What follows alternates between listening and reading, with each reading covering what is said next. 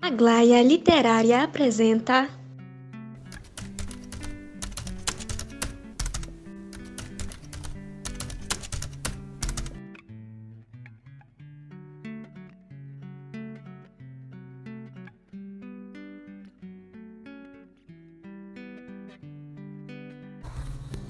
Murilo Rubião, conto Bárbara. O homem que se extraviar do caminho da doutrina terá por morada a Assembleia dos Gigantes. Provérbios 21:16. Bárbara gostava somente de pedir. Pedia e engordava. Por mais absurdo que pareça, encontrava-me sempre disposto a lhe satisfazer os caprichos. Em troca de tão constante dedicação, dela recebi frouxa ternura e pedidos que se renovavam continuamente. Não os retive todos na memória, preocupada em acompanhar o crescimento do seu corpo, se avolumando à medida que se ampliava sua visão. Se ao menos ela desviasse para mim parte do carinho dispensado às coisas que eu lhe dava, ou não engordasse tanto, pouco me teria importado o sacrifício que fiz para lhe contentar a mórbida mania. Quase da mesma idade, fomos companheiros inseparáveis na meninice, namorados, noivos e um dia nos casamos. Ou melhor, agora posso confessar que não passamos de simples companheiros. Enquanto me perdurou a natural inconsequência da infância, não sofri com as suas esquisitices. Bárbara era menina franzina e não fazia mal que adquirisse formas mais amplas. Assim pensando, muito tombo levei, subindo a árvores, onde os olhos ávidos da minha companheira descobriam frutas sem sabor ou ninho de passarinho. Apanhei também algumas surras de meninos, aos quais era obrigado a agredir unicamente para realizar um desejo de Bárbara. E se retornava com o rosto ferido, maior se lhe tornava o contentamento. Segurava minha cabeça entre as mãos e sentia-se feliz em acariciar-me a face entumecida, como se as equimoses fossem um presente que eu lhe tivesse dado. Às vezes, relutava em aquecer as suas exigências, vendo-a engordar incessantemente. Entretanto, não durava muito a minha indecisão. Vencia-me a insistência do seu olhar, que transformava os mais insignificantes pedidos numa ordem formal. Que ternura lhe vinha aos olhos, que ar convincente o dela ao me fazer tão extravagantes solicitações. Houve tempo, sim, houve, em que me fiz duro e ameacei abandoná-la ao primeiro pedido que recebesse. Até certo ponto, minha advertência produziu o efeito desejado. Bárbara se refugiou num mutismo agressivo e se recusava a comer ou conversar comigo. Fugia à minha presença, escondendo-se no quintal e contaminava o ambiente com uma tristeza que me angustiava. Definhava-lhe o corpo enquanto lhe crescia assustadoramente o ventre. Desconfiado de que a ausência de pedidos em minha mulher poderia favorecer uma nova espécie de fenômeno, apavorei-me. O médico me tranquilizou. Aquela barriga imensa prenunciava apenas um filho. Ingênuas esperanças fizeram-me acreditar que o nascimento da criança eliminasse de vez as estranhas manias de Bárbara. E suspeitando que a sua magreza e palidez fossem prenúncio de grave moléstia, tive medo que, adoecendo, lhe morresse o filho no ventre. Antes que tal acontecesse, lhe implorei que pedisse algo. Pediu o oceano. Não fiz nenhuma objeção e embarquei no mesmo dia, iniciando longa viagem ao litoral. Mas, frente ao mar, atemorizei-me com seu tamanho.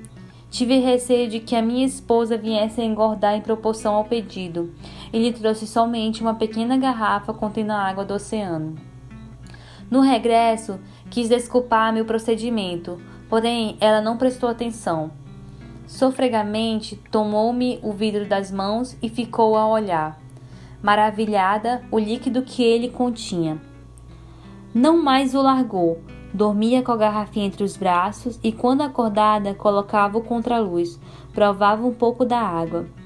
Entre mentes, engordava. Momentaneamente, despreocupei-me da exagerada gordura de Bárbara. As minhas apreensões voltavam-se agora para o seu ventre, a dilatar-se de forma assustadora, a tal extremo que se lhe dilatou que, apesar da compacta massa de banha que lhe cobria o corpo, ela ficava escondida por trás de colossal barriga. Receoso de que dali saísse um gigante, imaginava como seria terrível viver ao lado de uma mulher gordíssima e um filho monstruoso, que poderia ainda herdar da mãe a obsessão de pedir as coisas. Para meu desapontamento, nasceu um ser raquítico e feio, pesando 1 quilo. Desde os primeiros instantes, Bárbara o repeliu. Não por ser miúdo e disforme, mas apenas por não o ter encomendado. A insensibilidade da mãe, indiferente ao pranto e à fome do menino, obrigou-me a criá-lo no colo. Enquanto ele chorava por alimento, ela se negava a entregar-lhe os seios volumosos e cheios de leite. Quando baobá, plantado no terreno ao lado do nosso. De madrugada, após certificar-me de que o garoto dormia tranquilamente, pulei o muro divisório com o quintal do vizinho e arranquei um galho da árvore. Ao regressar à casa, não esperei que amanhecesse para entregar o presente à minha mulher. Acordei-a, chamando baixinho pelo seu nome. Abri os olhos, sorridente, adivinhando o motivo por que fora acordada. Onde está? Aqui. E lhe exibi a mão que trazia oculta nas costas. Idiota! Gritou, cuspindo no meu rosto. Não lhe pedi um galho. E virou para o canto sem me dar tempo de explicar que o baobá era demasiado frondoso, medindo cerca de 10 metros de altura. Dias depois, como o dono do imóvel recusava-se vender a árvore separadamente, tive que adquirir toda a propriedade por um preço exorbitante. Fechando o negócio, contratei o serviço de alguns homens que, munidos de picaretas e de um guindaste, arrancaram o baobá do solo e o estenderam no chão. Feliz e saltitante, lembrando uma colegial, Bárbara passava as horas passeando sobre o grosso tronco. Nele também desenhava figuras, escrevia nomes. Encontrei o meu debaixo de um coração, o que muito me comoveu.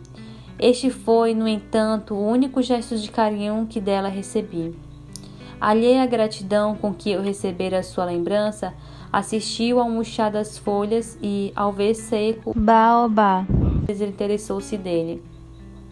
Estava terrivelmente gorda. Tentei afastá-la da ambição, levando ao cinema, aos campos de futebol.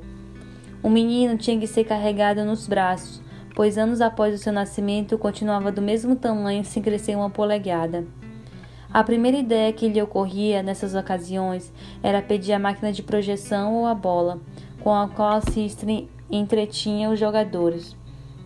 Fazia-me interromper, sob o protesto dos assistentes, a sessão ou a partida, a fim de lhe satisfazer a vontade. Muito tarde verifiquei a inutilidade dos meus esforços para modificar o comportamento de Bárbara. Jamais compreendia o meu amor e engordaria sempre. Deixei que agisse como bem entendesse e aguardei resignadamente novos pedidos. Seriam os últimos. Já gastara uma fortuna com as suas excentricidades. Afetuosamente chegou-se para mim uma tarde e me alisou os cabelos. Apanhado de surpresa, não atinei de imediato com o motivo do seu procedimento. Ela mesma se encarregou de mostrar a razão.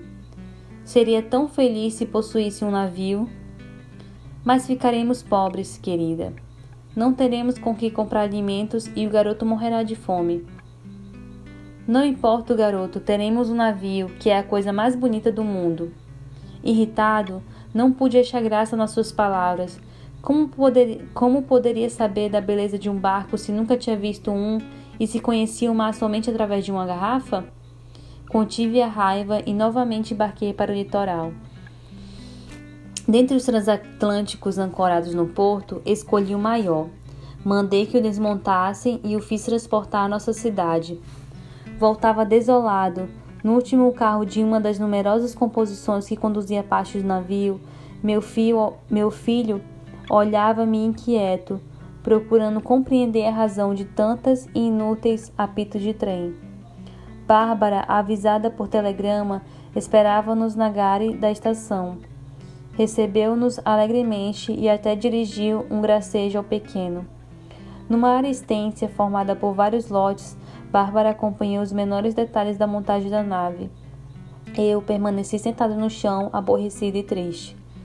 Ora olhava o menino, que talvez nunca chegasse a caminhar com suas perninhas, ora o corpo da minha mulher, que de tão gordo vários homens dando as mãos uns aos outros não conseguiriam abraçá-lo. Montando o barco, ela se transferiu para lá e não mais desceu à terra. Passava os dias e as noites nos convés, inteiramente abstraída de tudo que não se relacionasse com o nau. O dinheiro escassou. Desde a compra do navio, logo se esgotou.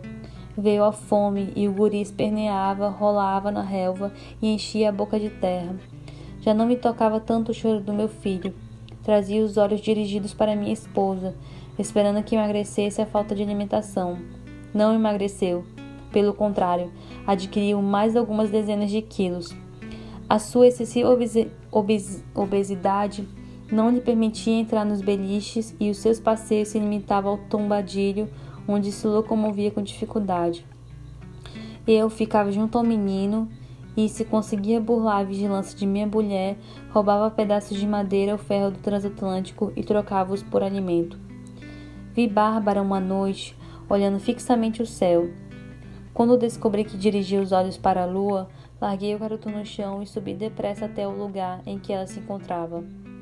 Procurei, com os melhores argumentos, desviar-lhe a atenção. Em seguida, percebendo a inutilidade das minhas palavras, tentei puxá-la pelos braços. Também não adiantou. O seu corpo era pesado demais para que eu conseguisse arrastá-lo. Desorientado, sem saber como proceder, encostei em minha armadura. Não lhe vira antes tão grave o rosto, tão fixo o olhar. Aquele seria o derradeiro pedido. Esperei que o fizesse. Ninguém mais a conteria. Mas ao cabo de alguns minutos respirei aliviado. Não pediu a lua, porém uma minúscula estrela quase visível ao seu lado. Fui buscá-la.